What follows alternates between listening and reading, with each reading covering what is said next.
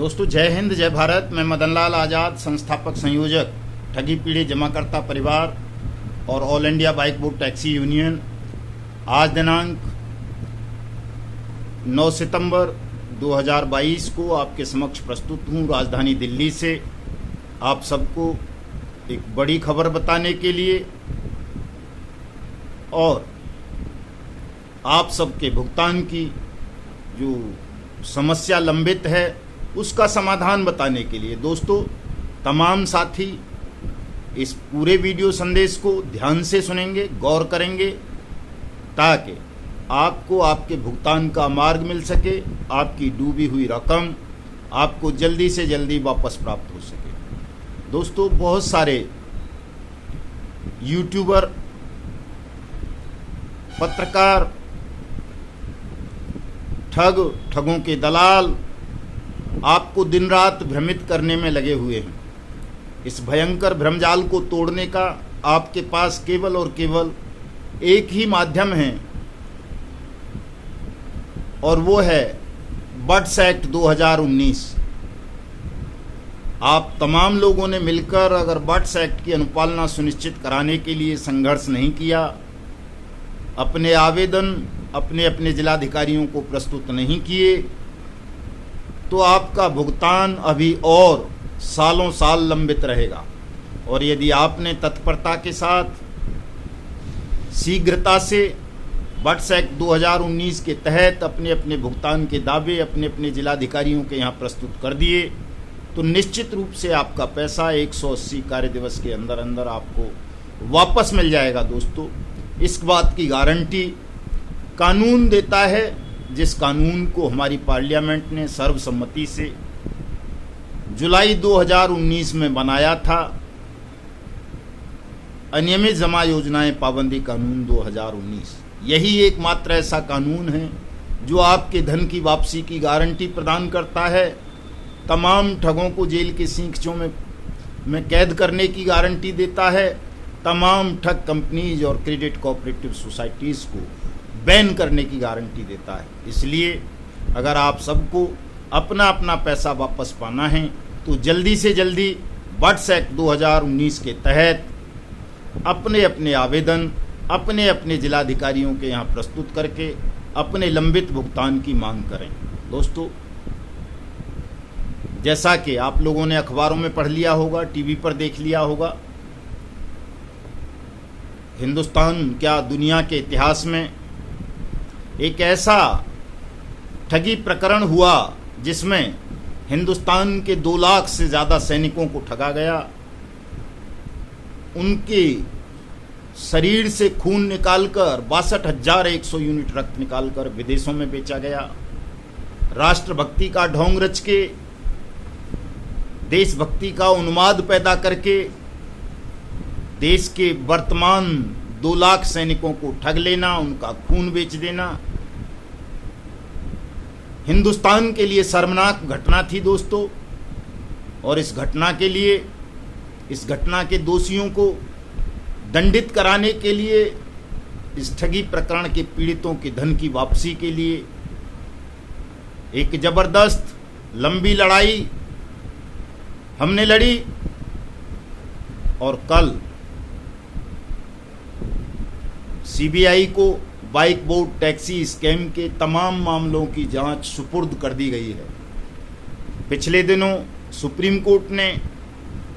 ठगों को राहत प्रदान करते हुए बाइक बोर्ड टैक्सी स्कैम में दर्ज तमाम एफआईआर को ईओडब्ल्यू मेरठ के हवाले कर दिया था। ईओडब्ल्यू ने पत्र लिख करके शासन को बताया कि हम इसकी जांच करने में सक्षम नहीं हैं, ये नेशनल लेवल का मामला है, देश के प्रत्येक राज्य में इस मामले में मुकदमे दर्ज हैं, इसलिए इस मामले की जांच सीबीआई से कराई जाए। सीबीआई ने पहले ही इसमें एक एफआईआर दर्ज कर रखी थी। दोस्तों अब तमाम मुकदमों को सीबीआई की उसी एफआईआर में मर्ज करने के आदेश हो गए हैं और अब CBI bike board taxi scam की जांच आगे बढ़ाएगी। उम्मीद करता हूं कि जो भी लोग इस बाइक बोट टैक्सी स्कैम में संलिप्त रहे संजय भाटी, बीएन तिवारी के साथ विजेंद्र सिंह हुड्डा जैसे, रीता चौधरी, दीप्ति बहल, भूदेव वगैरह और कई सारे केंद्रीय मंत्री, कई सारे सांसद, विधायक और बहुत सारे बेईमान ऑफिसर, उन सब पर सीबीआई शिकंजा कसेगी, उन सबको जेल के सीखचों के पीछे कैद करेगी और जहाँ जहाँ इन लोगों की प्रॉपर्टी हैं, चाहे देश में हों विदेश में हों, उन सबको सीज करके ईडी से संपर्क स्थापित करके तमाम प्रॉपर्टीज को जल्दी से जल्दी BUDS act authority Gautam Buddh Nagar के हवाले करेगी और जो जिलों की हैं उनको भी, ताकि जल्दी से जल्दी देश के सैनिकों का और जो सामान्य लोग बाइक बोट टैक्सी प्रकरण के शिकार हुए हैं उनका पैसा उन्हें वापस मिल सके। दोस्तों, ये बड़ी खबर है अपने आप में। इस शर्मनाक प्रकरण में 3.5 साल बाद जाकर सीबीआई का नोटिफिकेशन इशू हुआ है, लेकिन कहते हैं देर आयत दुरुस्त आयत। अच्छा कदम है। उत्तर प्रदेश के मुख्यमंत्री का एक बयान साथ में आया है कि वो माफिया को ध्वस्त करेंगे, चाहे पाताल में क्यों न हो। बहुत अच्छा बयान है, होना चाहिए ये, चूँकि यदि उत्तर प्रदेश को या देश को एक बड़ी अर्थव्यवस्था बनना है तो दोस्तों कानून को सख्त करना होगा, माफिया पर नकेल कसनी होगी, अपराधियों का ठिकाना यमलोक करना होगा या जेलों में करना होगा। अगर अपराधी खुले घूमेंगे, संगठित होकर देश के सैनिकों को ठगेंगे, सामान्य जनता को ठगेंगे, तो ऐसा देश, ऐसा राज्य, दुनिया की सबसे बड़ी अर्थव्यवस्था तो क्या, वो श्रीलंका जैसी अर्थव्यवस्था में तब्दील होने में उसको देर नहीं लगेगी। मैं माननीय मुख्यमंत्री जी के और प्रधानमंत्री जी के ऐसे कदमों की सराहना करता हूं और उम्मीद करता हूं कि ये घोषणाएं केवल घोषणाएं बनकर नहीं रह जाएंगी, बल्कि इन्हें धरातल पर उतारा जाएगा और देश के 20 करोड़ लोगों को ठगने वाले प्रत्येक उस ठग को जेल के सीखचों के पीछे कैद किया जाएगा जिसने भी हमारे देश में कोई ठग कंपनी या ठग क्रेडिट कोऑपरेटिव सोसाइटी बनाकर लोगों को ठगा है। दोस्तों, 12 करोड़ लोग तो अकेले सुब्रत राय सहारा ने ठग लिए हैं, 6 करोड़ से ज़्यादा पल्स ने ठगे हैं, 21 लाख आदर्श क्रेडिट कोऑपरेटिव सोसाइटी ने ठगे हैं, 50 लाख से ज़्यादा लोगों को राधा माधव कॉरपोरेशन लिमिटेड ने ठगा है, 50 लाख से ज़्यादा लोगों को साइंस सिटी के राशिद नसीम ने ठगा है। और चाहे वो सुब्रत राय सहारा हो, मितेश अग्रवाल हो, राशिद नसीम हो, ये खुले घूम रहे हैं, इनको गिरफ्तार नहीं किया जा रहा। ये कानून के नाम पर एक बदनुमा धब्बा है। इस धब्बे को जल्दी से जल्दी सरकार को धोते हुए इन तमाम ठगों को गिरफ्तार करके जेल के सीखचों के पीछे भेज देना चाहिए और इन्हें ऐसी भयावह सजा दी जाए कि भविष्य में कोई ठग दोबारा ठगी करने की ना सोच सके। दोस्तों, हमारे भावनाओं के साथ खिलवाड़ किया गया है। ट्रिनिटी मल्टी स्टेट, ट्रिनिटी भूमि बैंक रामकेश शर्मा ने बनाया, स्ट्रीट हॉक विष्णुकांत तिवारी ने बनाया, हमारा वाहन मृत्युंजय सिंह ने बनाया और ऐसे ही बहुत सारे लोग जो ये खुले घूम रहे हैं, मुकदमे दर्ज नहीं हो रहे, जो मल्टी स्टेट स्कैम हैं, उन सब की जांच सीबीआई के सुपुर्द करनी चाहिए। यही कहता है बट्स एक्ट। सीबीआई ने बाइक बोट टैक्सी स्कैम की जो एफआईआर लॉन्च की थी उसमें बट्स एक्ट लगाया है, ये भी खुशी की बात है। दोस्तों, मैं तो कहता हूं तमाम राज्यों की सरकारों से, केंद्र सरकार से कि तमाम ठगी मामलों में वो बट्स एक्ट 2019 की धाराएं लगवाएं ताकि जो मल्टी स्टेट स्कैम हैं उनकी जांच सीबीआई करे और जल्दी से जल्दी पीड़ितों के पैसे का उनको भुगतान हो। हमारे उत्तर प्रदेश देश का जनसंख्या के हिसाब से सबसे बड़ा राज्य, उसमें करोड़ों ठगी पीड़ित हैं।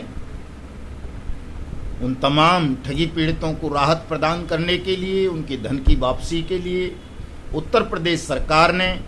बट्स एक्ट को नोटिफाइड कर दिया है। दोस्तों, कल ही नोटिफिकेशन हमको मिला है। कल हम बुलंदशहर में प्रदर्शन सत्याग्रह कर रहे थे कल्पतरू के मैटर को लेकर के, ड्रीम हाइट के मैटर को लेकर के और बट्स एक्ट की अनुपालना जनपद में सुनिश्चित कराने के लिए मिशन भुगतान भारत यात्रा के तहत तो वहाँ के एसएसपी साहब ने, डीएम साहब ने बड़ा अच्छा रिस्पांस दिया, तुरंत गैंगस्टर एक्ट लगाने के आदेश पारित किए और बट्स एक्ट की अनुपालना सुनिश्चित करने के आदेश दिए। और रात को ही उत्तर प्रदेश सरकार का नोटिफिकेशन हमें प्राप्त हो गया ऑनलाइन। उत्तर प्रदेश शासन न्याय अनुभाग 2 अधीनस्थ न्यायालय इसका हेडिंग है और इसका संख्या जो है 49/2021/1248/7 न्याय -2-2021-83G/2019। ये नोटिफिकेशन उत्तर प्रदेश सरकार ने बट्स एक्ट के संदर्भ में जारी कर दिया है। प्रत्येक डिस्ट्रिक्ट के अंदर स्पेशल स्पीडी कोर्ट नियुक्त कर दी गई हैं इलाहाबाद हाई कोर्ट के परामर्श पर। आप ये जो नंबर मैंने बताया है इसको लेकर के साइट पे देख सकते हो उत्तर प्रदेश गवर्नमेंट की पे, नहीं तो हम शाम को आज ही व्हाट्सएप ग्रुप के माध्यम से, ट्विटर के माध्यम से, फेसबुक के माध्यम से इस गजट नोटिफिकेशन को, शासनादेश को उत्तर प्रदेश सरकार के को अपलोड कर देंगे। वहाँ से लेकर के तमाम ठगी पीड़ित साथी जो ये परेशान हो रहे थे कि साहब उत्तर प्रदेश में बट्स एक्ट की अधिसूचना जारी नहीं की है उत्तर प्रदेश सरकार ने, उसे दिखा कर अपने अपने थानों में, अपने अपने मुकदमों में बट्स एक्ट की धाराएं जुड़वा सकते हैं। दोस्तों उत्तर प्रदेश में चूँकि सहारा इंडिया का भी हेडक्वार्टर है, वहीं साइंस सिटी का वहीं है, बाइक बोट का वहीं था, अपना हेलो टैक्सी का वहीं है, टॉप राइड का वहीं है, हेलो राइड का वहीं है, स्ट्रीट हॉक्स का वहीं है, हमारा वाहन का, हमारी सवारी का, गोबे का, गो बाइक का और बहुत सारी ठग कंपनीज के हेडक्वार्टर उत्तर प्रदेश में ही रहे हैं, ट्रिनिटी मल्टी स्टेट वगैरह के। तो मैं समझता हूँ हमारे मुख्यमंत्री महोदय, उत्तर प्रदेश का शासन इन तमाम ठगी प्रकरणों को गंभीरता से लेगा और इन सब की टाइम बाउंड जांच कराएगा बट्स एक्ट के तहत और सबका पैसा जल्दी से जल्दी वापस करेगा। दोस्तों मिशन भुगतान भारत यात्रा के अगली कड़ी के रूप में मैं 12 और 13 सितंबर को भोपाल पहुंच रहा हूं मध्य प्रदेश के मुख्यमंत्री जी से मिलने के लिए। मध्य प्रदेश शासन ने जनवरी 2020 में ही 20 जनवरी को बट्स एक्ट की अधिसूचना जारी कर दी थी, उसकी भी प्रिंट आज मैं डालूंगा तो मध्य प्रदेश के साथी भी उसका इस्तेमाल कर सकते हैं। कल महाराष्ट्र में हमारे समृद्धा जीवन के साथियों ने बड़ा कार्यक्रम का आयोजन किया था, वहाँ हमारी एक ऑफिसर से भी बात कराई थी साथियों ने, वहाँ भी बट्स एक्ट की अनुपालना अब सुनिश्चित हो गई है। उत्तराखंड में पहले हो चुकी है, पंजाब में, हिमाचल में हो चुकी है, राजस्थान में चली रहा है काम और बहुत सारे राज्यों में, कर्नाटक में, केरल में एक अभी हाल ही में FIR लॉन्च हुई है बट्स एक्ट के तहत, दिल्ली में चली रहा है। दिल्ली में राधा माधव कॉरपोरेशन लिमिटेड के मामले में कल ही दिल्ली की जो मुख्य अथॉरिटी है बट्स एक्ट की, डिविजनल कमिश्नर, उन्होंने DC नॉर्थ और DC नॉर्थ ईस्ट को आदेश पारित किए हैं राधा माधव कॉरपोरेशन लिमिटेड के मामले में कि इनको अविलंब इनका भुगतान सुनिश्चित किया जाए और इस पर लीगल एक्शन इनके खिलाफ लिया जाए राधा माधव कॉरपोरेशन लिमिटेड के मामले में। दोस्तों मैं समझता हूँ जैसे जैसे आपकी जागरूकता बढ़ेगी वैसे वैसे शासन में बैठे हुए लोग जागेंगे और आपकी जो ये न्यायपूर्ण मांग है भुगतान की, इस पर तमाम राज्य और केंद्र अमल करते हुए जल्दी से जल्दी आप सबको राहत प्रदान करेंगे। लेकिन दोस्तों आपका जागरूक होना, आपका संगठित होना बहुत ज़रूरी है। यदि आप संगठित नहीं होंगे, जागरूक नहीं होंगे, अपनी कानूनी कार्रवाई बट्स एक्ट 2019 के तहत नहीं करेंगे तो कोई भी और एजेंसी आपका भुगतान नहीं कर पाएगी। मैं ये बात बार बार बोलता हूँ, चाहे सुप्रीम कोर्ट हो, चाहे कोई हाई कोर्ट हो, चाहे कोई ED हो, चाहे कोई और डिपार्टमेंट हो, सेबी वगैरह। अगर आपको भुगतान अपना प्राप्त करना है तो आप जिसके भी पीड़ित हैं, चाहे समृद्धा जीवन के हों, पल्स के हों, सहारा इंडिया के हों, बाइक बोट के हों, विश्वामित्र के हों, HBN के हों, साईं प्रकाश के हों, साईं प्रसाद के हों, साईं राम के हों, श्री राम के हों, राधा माधव के हों, ट्रिनिटी के हों, JKB के हों, किसान एग्रो के हों, PGF के हों, GCA के हों, प्रयाग के हों, रामेल के हों, प्रिया परिवार के हों, आदर्श क्रेडिट के हों, नवजीवन के हों, संजीवनी के हों, आपेश्वर के हों, खेतेश्वर के हों, परम भूमि के हों, कल्पतरू के हों, कल्प वट के हों, ACL के हों, टेगो मार्केटिंग के हों, टोगो के, जो भी हों, आप आपेश्वर, खेतेश्वर और ये अपनी BFC वगैरह जितनी भी हैं, और टोगो मार्केटिंग से संबंधित जो दर्जनों फर्जी कंपनी हैं, सहारा की, क्यूसॉप वगैरह, इन सब का अगर आप इनमें से किसी के भी पीड़ित हैं, एवरग्रीन, NMM, हीरा गोल्ड वगैरह के, तो दोस्तों आपको बर्ड्स एक्ट के तहत अपने भुगतान के दावे फाइल करने हैं, बर्ड्स एक्ट के तहत अपने मुकदमे दर्ज कराने हैं। तो निश्चित रूप से आप सबका भुगतान आरंभ हो जाएगा। उत्तर प्रदेश में हम 20 सितंबर को माननीय मुख्यमंत्री से मिलकर उनका थैंक्स करेंगे और बर्ड्स एक्ट की अनुपालना राज्य में सख्ती के साथ सुनिश्चित करवाने की मांग करेंगे। आप सब मध्य प्रदेश भी और उत्तर प्रदेश भी सादर आमंत्रित हैं। दोनों स्थानों पर आप आकर के हमसे मिल सकते हैं, अपने अपने राज्य के मुख्यमंत्रियों से मिल सकते हैं और अपने भुगतान की मांग कर सकते हैं। दोस्तों, घबराने की बात नहीं है, निश्चिंत रहना है। आपको सत्य सूचनाएं मिलती रहें, आप भ्रमजाल से बाहर रहें, आपका भुगतान हो सके, इसके लिए आप सबको हमारे YouTube चैनल युगांतर न्यूज़ को सब्सक्राइब करना है। क्योंकि जब तक आप सरकार को, शासन को संगठित और एकजुट दिखाई नहीं देंगे, सत्य की मांग करते हुए दिखाई नहीं देंगे, तब तक कोई भी आपकी पीड़ा को गंभीरता से नहीं लेगा। आप लाख धरने प्रदर्शन करते रहना, कुछ भी करते रहना, जब तक कानून का सहारा आप नहीं लेंगे, कानून के तहत कार्रवाई नहीं करेंगे, आपका भुगतान नहीं होगा। इसलिए सही चीज़ों को जानने के लिए, सही मार्ग को जानने के लिए आपको हमारे YouTube चैनल को निश्चित रूप से सब्सक्राइब कर लेना चाहिए। और ये फ्री में होता है, वो लाल सा बटन सा आगे एक बना रहता है, उसे टच कर दोगे तो सब्सक्राइब हो जाता है। मेरे इस वीडियो संदेश को ज़्यादा से ज़्यादा लोगों में शेयर करें, कमेंट करें, हमारे ट्विटर हैंडल युगांतर न्यूज़ को फॉलो करें, हमारी फेसबुक ID मदन लाल आज़ाद को फॉलो करें, क्योंकि फेसबुक पर हम विस्तार से आप लोगों को तमाम सवालों का जवाब देते हैं, 1-1, 2-2 घंटे लाइव होकर के। आज रात को भी 9 बजे मैं लाइव रहूँगा। आप सब